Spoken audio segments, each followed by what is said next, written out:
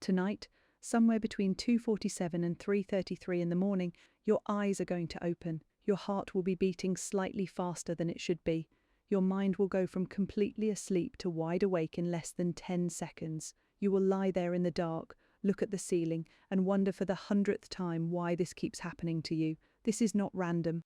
This is not stress. This is not aging in the way you have been told. What is waking you at 3 in the morning is a specific, measurable, biological event that happens inside your body at almost exactly the same time every single night, and your doctor has almost certainly never explained it to you. If you are over 50, the next 16 minutes will tell you the 6 things that are actually waking you up, why your body chose 3 a.m. specifically, and what you can change starting tonight. Hit subscribe and tell me in the comments what time you woke up last night. I read everyone. Here is what almost no doctor explains. Sleep is not one long flat state. Sleep is a wave. You cycle through 4 stages, deep into restorative slow wave sleep early in the night, then progressively into more REM sleep, more dreaming, and lighter sleep as the night goes on. By the time you reach the second half of the night, between 2 and 5 a.m., you are sleeping in a much more fragile state than you were at 11 p.m. For a younger body, this fragility does not matter. The biochemistry that holds you in sleep is strong. The hormone levels that suppress arousal are still high. The blood sugar buffer is wide. The body can absorb small disturbances and keep you asleep. After 50, almost every one of those protections weakens. Estrogen, which used to keep cortisol calm at night, is mostly gone in women. Testosterone, which served a similar buffering function in men, has dropped 30 to 40%. Melatonin production at age 60 has fallen to less than half of what it was at age 25. Blood sugar regulation overnight has narrowed, and the small fluctuations that once meant nothing now show up as a full awakening. This is why the 3 a.m. wake-up is not a problem you started having when you got older. It is the same physiological event your body was always quietly handling. Now it is exposed. The Sleep Heart Health Study, conducted by the National Heart, Lung and Blood Institute, and following more than 6,000 adults for over a decade, established that fragmented sleep after 50 is independently associated with a measurable increase in cardiovascular mortality. This is not just inconvenience. This is a real medical issue that almost no primary care doctor addresses. So why exactly is the body waking you at 3 a.m.? Let's go through all 6 reasons. The first and biggest reason your body wakes you between 2 and 4 a.m.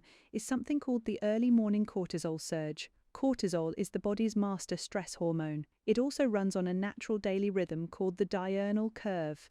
Cortisol falls during the evening, reaches its lowest point around midnight, then begins climbing again in the early morning hours, peaking around 7 to 8 a.m. when you naturally wake up. In a younger body, this morning cortisol climb is smooth. It rises gradually and you sleep through most of it. In an older body, with thinner hormonal buffering, the curve is no longer smooth. It overshoots. Cortisol spikes sharply between 2 and 4 a.m. instead of climbing gently, and that spike is more than your sleep biochemistry can absorb. You wake up. Your heart is beating faster than it should be. You feel a vague sense of anxiety with no specific cause. You may feel warm or sweaty.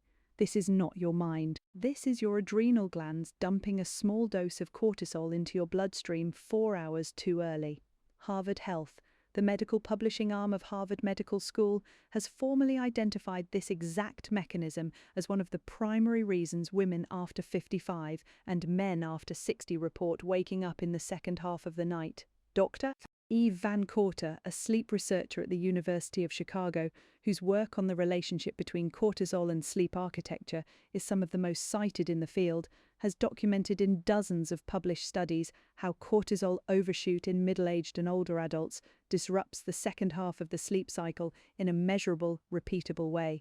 The frustrating part of this is that it has nothing to do with your stress level during the day. Even people who go to bed feeling perfectly calm experience this cortisol overshoot if their hormonal buffering has weakened. It is biology, not psychology. The second reason you wake at 3 a.m. is a small, mostly invisible event happening in your liver. When you sleep, your body keeps your blood sugar steady by slowly releasing glucose from glycogen stored in the liver. This is a constant background process. In a younger body, the glycogen stores last all night and the glucose drip stays smooth. After 50, two things change. Liver glycogen capacity is somewhat lower than it was, and the muscles which compete with the brain for circulating glucose have shrunk because of sarcopenia. So overnight, your blood sugar drops faster than it used to, and around 3 a.m. it reaches a low point. Your brain detects the low. It sends an emergency signal. Cortisol and adrenaline get released to mobilize stored glucose from wherever the body can find it. That hormonal release wakes you up. This is why so many adults over 50 wake up feeling anxious, sweating, or with a racing heart between 2 and 4 a.m. They are experiencing what endocrinologists call a reactive hypoglycemic event. The body is functioning correctly. It is doing exactly what it should to protect your brain from low glucose. But the side effect is sleep destruction. Dr.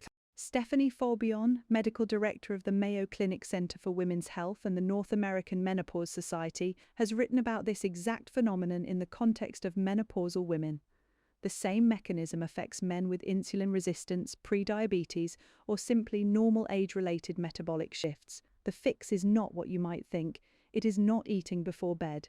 It is what you eat at dinner and how late you eat it. We will get to that in the solutions section. Now, the reason almost no one suspects. The coffee you drank at 1:30 in the afternoon, or the tea at 4, or even the small piece of chocolate after dinner. Caffeine has what researchers call a half-life.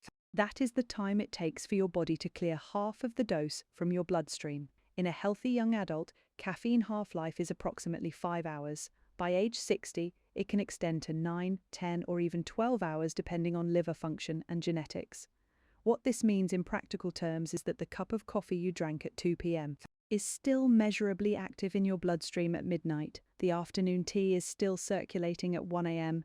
The piece of chocolate at 7 p.m. is still affecting your nervous system at 4 a.m. And caffeine does not just keep you from falling asleep, it blunts your ability to enter the deepest stages of sleep, the slow-wave restorative phase that happens early in the night. Then later, when caffeine levels finally start to drop in the early morning hours, the rebound effect can pull you up out of light sleep. This is the reason so many adults over 50 swear that coffee does not affect their sleep. They are wrong. It does. They have just adapted to the lower quality of sleep they have been getting for years. They no longer compare it to what good sleep used to feel like. Research from the University of Surrey Sleep Research Centre has shown that even 1 cup of coffee consumed after noon measurably reduces deep sleep in adults over 50, regardless of how subjectively well they think they slept. In the comments, tell me what time you have your last caffeine of the day. Coffee, tea, soda, chocolate. I want to see the pattern across all of you.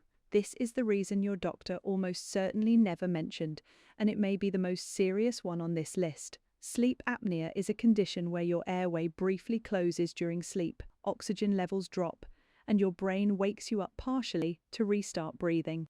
It happens dozens of times a night in many adults over 50, and the wake-up moments are often so brief you do not remember them, but your brain remembers. Your cardiovascular system remembers. Your morning fatigue remembers. The most well-known sign is loud snoring. But here is what is less well-known. Women after menopause and men after 60 often develop a quieter form of sleep apnea that does not involve dramatic snoring. The airway partially closes, oxygen briefly dips. The wake response is mild. You may roll over, sigh, or just feel a vague sense of restlessness without ever fully waking. The American Academy of Sleep Medicine estimates that approximately 80% of adults with moderate to severe sleep apnea are undiagnosed. That figure is even higher in women, who are systematically underdiagnosed because the classic symptoms used to identify apnea were developed using male patients. If you wake at 3 a.m. with a dry mouth, a sore throat, slight headache, or the feeling that you stopped breathing momentarily, you may have undiagnosed apnea. If you sleep alone and have no one to tell you whether you snore or stop breathing, you cannot rule this out yourself. A simple at-home sleep study, which most insurance now covers, can answer the question in one night. Untreated sleep apnea after 50 is one of the most well-documented contributors to heart attack, stroke, and dementia risk.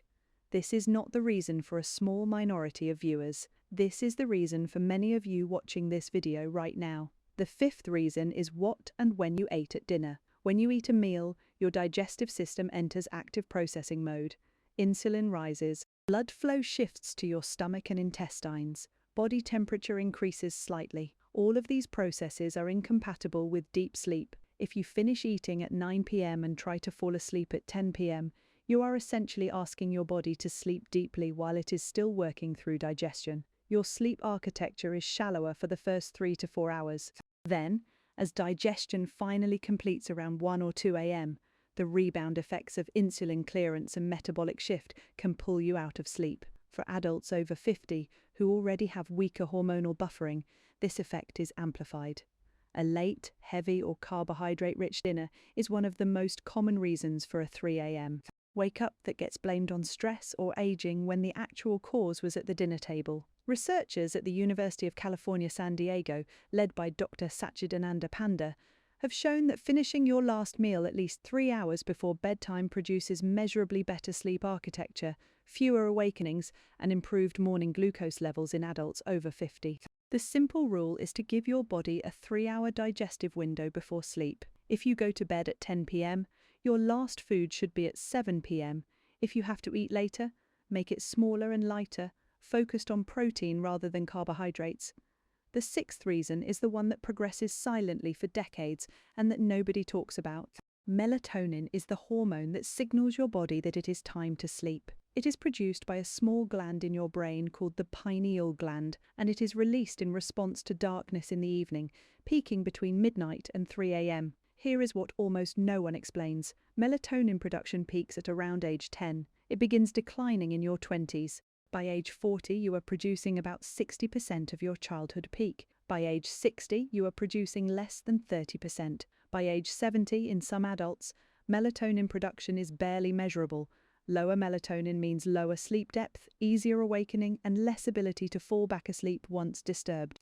It is one of the silent reasons that sleep just feels different at 60 than it did at 35, even when nothing else has changed. The melatonin decline is also why morning sunlight exposure, which I have talked about in another video, becomes more important after 50 than it ever was. Sunlight on your retinas in the first hour after waking starts the internal clock that will eventually trigger melatonin release that night. Without that morning anchor, the evening melatonin release is delayed, weaker, and shorter. This is the cumulative biology behind why so many adults over 50 sleep less well than they used to. It is not that you forgot how to sleep. It is that your hormonal infrastructure quietly thinned out for decades and finally crossed the threshold where it shows up as a 3 a.m. wake-up. So what do you do tonight, tomorrow, and this week? First, caffeine cutoff at 1 p.m., not 3, not noon, 1.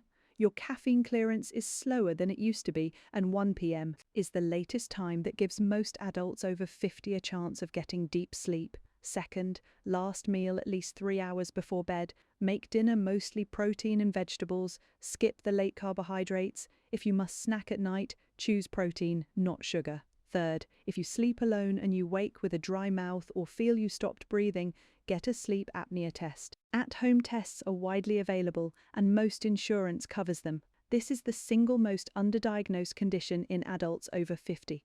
Fourth, morning sunlight exposure within the first hour of waking. 5 to 15 minutes outdoors, even on a cloudy day. This sets the clock that will produce melatonin tonight. Fifth, cold bedroom. Body temperature drops during sleep, and an environment cooler than 68 degrees Fahrenheit allows that drop to happen smoothly. A warm bedroom keeps cortisol elevated and worsens the 3 a.m. wake-up. Sixth, consider magnesium glycinate at bedtime. Multiple clinical trials have shown that this specific form of magnesium improves sleep depth and reduces nighttime awakenings in adults over 50. Talk with your doctor before starting any supplement, but the data is supportive. Seventh, if you do wake at 3 a.m., do not turn on bright lights and do not look at your phone. Light reception at that hour will completely shut down whatever melatonin you still had circulating, and you will not fall back asleep. Stay in dim light, do not check the clock, and let your body settle. These 7 changes, layered over 4 weeks, fix the 3 a.m. wake-up in the majority of adults over 50 who try them honestly. In the comments, tell me which one of the 6 rang the loudest for you. Just the number. I read these. Take care of yourself. And tonight, when you go to bed, give your body the conditions it needs.